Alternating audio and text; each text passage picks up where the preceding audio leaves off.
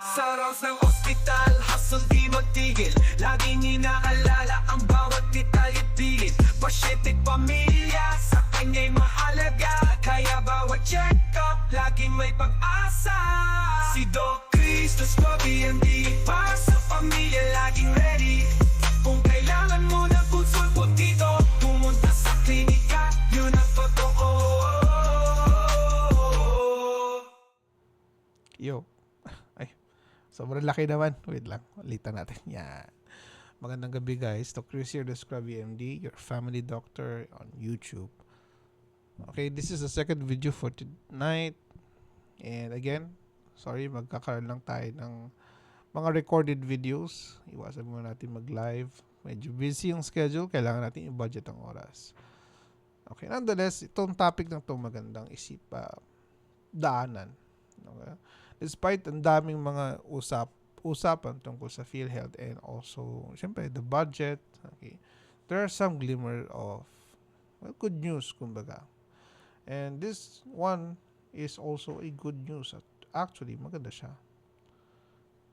Okay, tingnan natin kung zoom natin. Yan. Okay, this is a administrative order from the Department of Health. Sana narinig yung boses ko. Yan. Okay. Tama ba? Okay lang ba? Yeah. From the Department of Health. So, this is AO 2024-17. No? It is noted that there is the purchase booklet no longer required for 20% senior citizen discount on medicine in compliance to the Republic Act of 9994, otherwise known as the Expanded Senior Citizens Act of 2010. So, bakit mahalaga? Una sa lahat, the booklet, there are times that our elderlies or our senior citizens forget kung kukunin nila or dadalhin nila yung booklet. Okay? And syempre, nakaka-stress ito. And then, there are some times na kapag pupunta sila sa butika, okay, na nag-i-air sila ng grievances with your doctors. And they would say na, Doc, bibili sana ako ng gamot kaso lang nakalimutan ko kasi yung booklet ko. Ganun. Hindi ako pinayagan bumili or hindi nila ma-avail daw yung 20% because wala sa kanila yung booklet. And it's sad and it's frustrating kasi alam mo naman matanda yung pasyente. Alam mo naman matanda or may edad na yung client nila and they did not give them the proper availment because they don't have the booklet. And well, it's important to take note that everyone or every elderly, by the sheer presentation of the person that's already beyond 60 years old, kahit the ID is very informative enough kasi he or she's already 60 or 65 years old. And that would already entail that the patient can avail the 20% discount. Bakit yung booklet pa yung hahanapin? Okay? Nonetheless, kung kailangan nila ng documentation, I think wala naman from the years na nakita ko yung booklet, di naman nagpapa-audit ang Office of the Senior Citizen Affairs or DOH rather dun sa booklet. I think it's just extra paper lang na sinusulatan ng pharmacist na nag-dispense sila ng ganito. Other than that, may purpose pa ba? Will it serve any more purpose for the senior citizen? I think not. Kasi if they would be availing the 20% discount for senior citizen, sa kanila talaga yun. Kasi, kumbaga, privilege sila yun by means of the law, okay, of the Expanded Senior Citizens Act. And it's a good call na tinanggal na nila yun. Kasi, it will just hamper or block providing quality service towards elderlies or geriatric patients. No, nakukuha sila ng affordable and quality medications, no, from the pharmacy. Okay, so that is a good call. Pero there are some questions about this kasi parang sinasabi lang nila na this is just a distraction from the other issues, no? that is lurking around na syempre our healthcare sector. That issue is separate pa rin naman. We just think of it as, let's say, this is also equally important. The budget would, as mentioned naman by Secretary Herbosa about the budget of PhilHealth, meron pa sila yung corporate fund that they can utilize. And let's hold on to the promise of the Secretary of Health na i-increase nila yung coverage of PhilHealth as well as yung claims, no? So hopefully ma-implement siya ng maayos in the next year or the succeeding years, since medyo naging hot water or hot topic na yung healthcare ngayon kasi nabawasan sila ng source of fund. And with the role of UHC in the future, kailangan ma-push through ito and hindi maiwasan na mag-collapse yung program na ito. Kasi universal healthcare will serve a lot of people, especially everyone that is contributing in the National Health Insurance or PhilHealth. Kasi ang konsulta, your OPDs will be covered already by PhilHealth through the accredited healthcare facilities.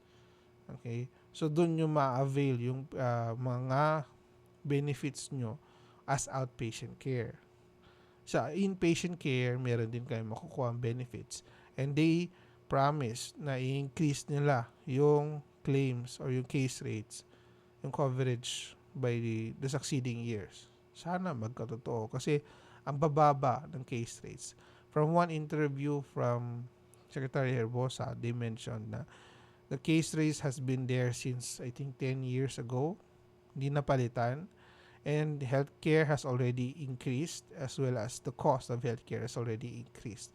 Dapat yung case rate should also be at par with the increase of expense for health. No, hindi yung hindi nagbago siya for the past 10 years. And it's a wake-up call for healthcare here in our country. No, kailangan talagang umaksyon. Now, this could be one of those huge yehey moments, pero marami pa rin mga questions that they have to answer. No, as healthcare providers, we're just here to go about with what are the policies that will be implemented in our country para ma-provide namin yung service namin sa kapwa nating Pilipino. Okay? So, yun lang naman. So, booklet, no longer booklets sa may mga lolo-lola dyan na sumasama kayo, bumibili ng gamot nila. Hindi nyo na kailangan dalhin yun. Siguro yung ID na lang is already a privilege. Laki ng tulong ng ID ng senior citizens. Even in restaurants, they're already availing 20% discount, di ba? And that is a huge deal. And then that's a huge contribution. Ayaw din pala, isa pa yun. Ang sad din na malaman dun sa isang interview before na I think it's with Karen Davila na nabanggit nila na hindi nagtutugma yung number of elderlies na senior citizen for the upcoming year kasi by the time na dumating na yung taon, some of them already went to heaven, diba? Or manaw na, and they are still considered in the fund. And saan mapupunta yung nakaalat na the budget for them? Well, it will fall within the budget of PhilHealth as mentioned by the press interview.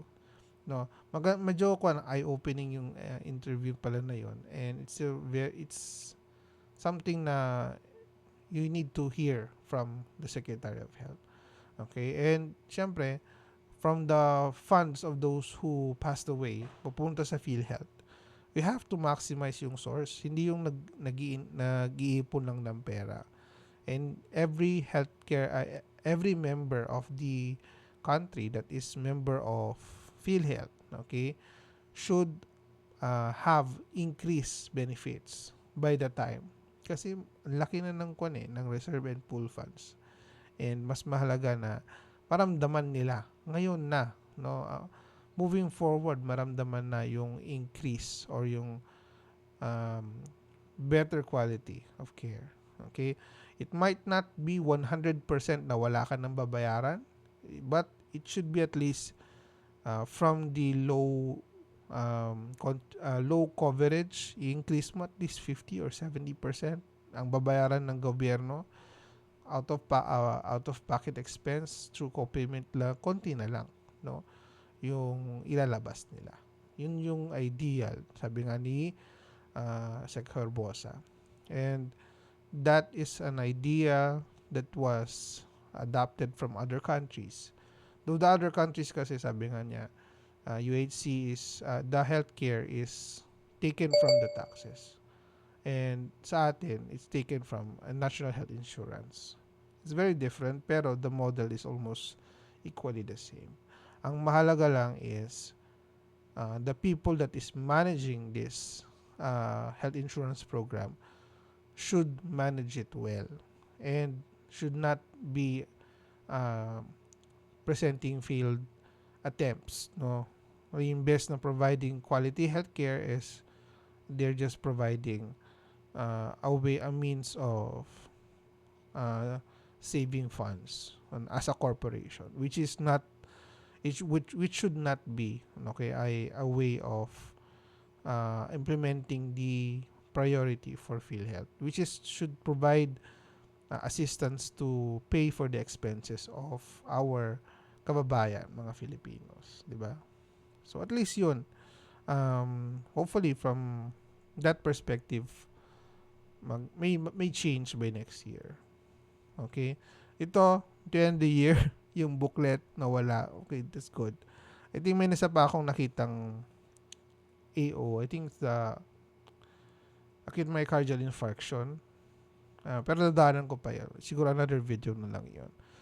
Okay? So, hanggang doon na lang. So, for those who are elderlies, mga lolo-lola nyo, sabihan nyo na pwede na nilang itago yung booklet if ever. It's been mandated. I think it's already been stated na it's no longer needed, no, whenever you're purchasing your maintenance medication sa butika. Okay? So, hanggang doon na lang. Doc Chris here. Again, your family doctor. It's important for you to stay healthy, especially the holiday, and know more about healthcare. Okay? Mas importante na may alam kayo. And hindi lang yung nakikinig at sumusunod lang sa mga kung ano-ano. Also, need to mention pala din that there are other contents that have been noted na syempre they're providing health tips pero there's no evidence, no, behind them, lalo na kung testimonial lang yun. So you have to dig deeper, guys, no, kasi healthcare or health, kumbaga your health matters and your health should be backed up with evidence. Okay, the health education or health promotion should be backed up with evidence rather than testimonials or marketing strategies, kumbaga, para makuha nyo yung idea about this or to increase engagement. Okay? So, sana wala yung may mga challenge yan. Baka may mga inuman challenge, gano'n, no? May mga kainan ng maraming sili, gano'n, no? Wag, no? So, importante na maging safe kayo moving forward. And, syempre, for the next year, dapat pagdating nyo sa next year, you have a goal and your health should always be one of those priorities. Okay? Pahaba na ako. Sige, has been Doc Chris, your family doctor. And see you around on the next video. Bye-bye, guys. Sa rounds ng ospital, hassle di magtigil. Laging inaalala ang bawat detalye-tigil. Pasyente pamilya, sa kanya'y mahalaga. Kaya bawat check-up, laging may pag-asa. Si Doc Chris, Tos Bobby, ang di para sa pamilya, laging ready.